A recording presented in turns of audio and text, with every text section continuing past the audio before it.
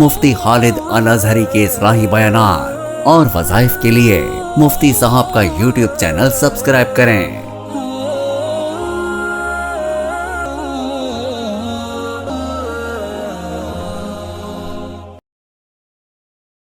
نحمده ونصلي ونسلم على رسوله الكريم اما بعد فاعوذ باللہ من الشیطان الرجیم بسم اللہ الرحمن الرحیم۔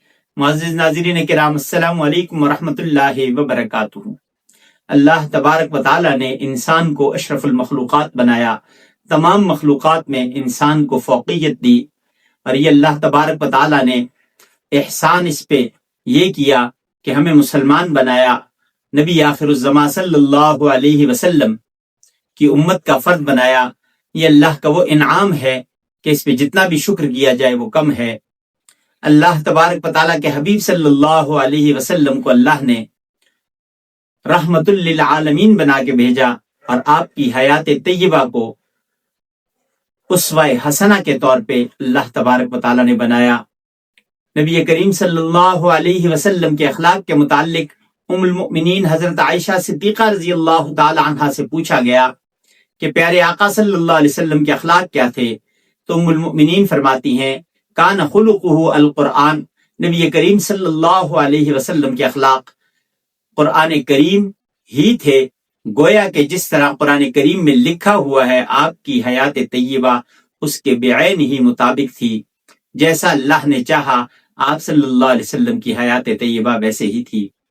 نبی کریم صلی اللہ علیہ وسلم کو اللہ تبارک و تعالیٰ نے رہتی دنیا تک کے لیے ہدایت بنا کے بھیجا، اور آپ صلی اللہ علیہ وسلم کی امت کو اللہ تبارک و تعالیٰ نے آپ صلی اللہ علیہ وسلم کی نسبت سے بہت سے درجات نصیب کیے، بہت سی عزتیں نصیب کی۔ نبی کریم صلی اللہ علیہ وسلم ارشاد فرماتے ہیں کہ تم پہ تمہارے جسم کے ہر جوڑ کے بدلے صدقہ لازم ہے، تو صدقہ کیسے کرنا ہے، ہر جوڑ کا صدقہ کیا ہے؟ جسم کا صدقہ یہ ہے کہ انسان نماز پڑھے، نماز پڑھے گا تو اس نے اپنے جسم کا صدقہ شکرانے کے طور پہ ادا کر دیا۔ اللہ کا ذکر کرتا رہے، اس نے زبان کا صدقہ کر دیا۔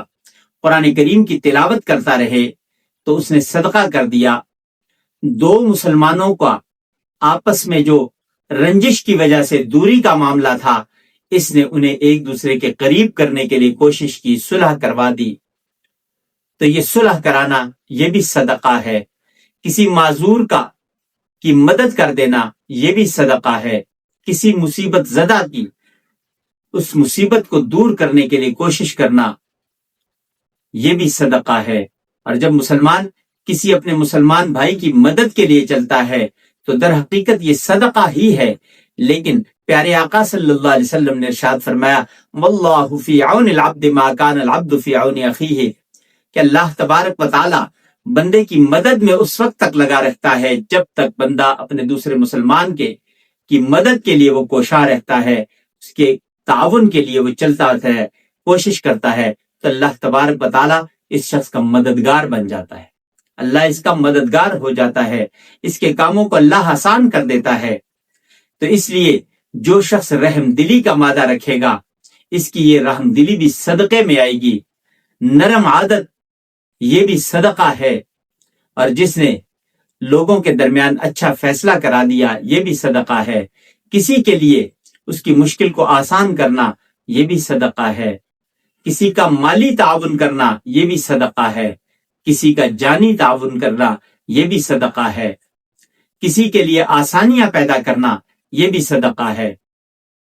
پیارے آقا صلی اللہ علیہ وسلم کا ارشاد ہے یسروا ولا تعسروا، لوگوں کے لیے آسانیاں پیدا کرو، مشکلیں نہ پیدا کرو۔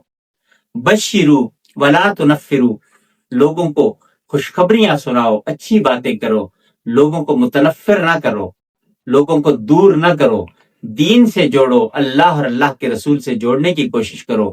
اگر تم نے یوں کیا تو تمہارے اس کام کی وجہ سے اللہ تبارک و تعالی تمہارے لیے رحمتوں کا نزول کریں گے، اور وہ شخص تمہاری وجہ سے جو نیک اعمال کرے گا اس میں اللہ تبارک و تعالی تمہارے لیے بھی حصہ رکھیں گے۔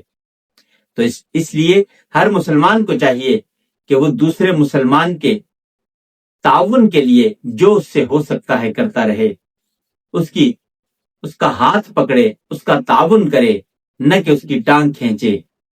تو ہمارے ہاں معاشرے میں لوگ ایک دوسرے کے درپے رہتے ہیں، بجائے اس کے کہ کسی کا تعاون کریں وہ دوسرے کو نقصان پہنچاتے ہیں۔ نقصان تو پہنچا نہیں سکتے، لیکن نقصان پہنچانے کی کوشش کر کے وہ اللہ کی نظر میں اپنے آپ کو برا بنا لیتے ہیں، گناہگار بن جاتے ہیں۔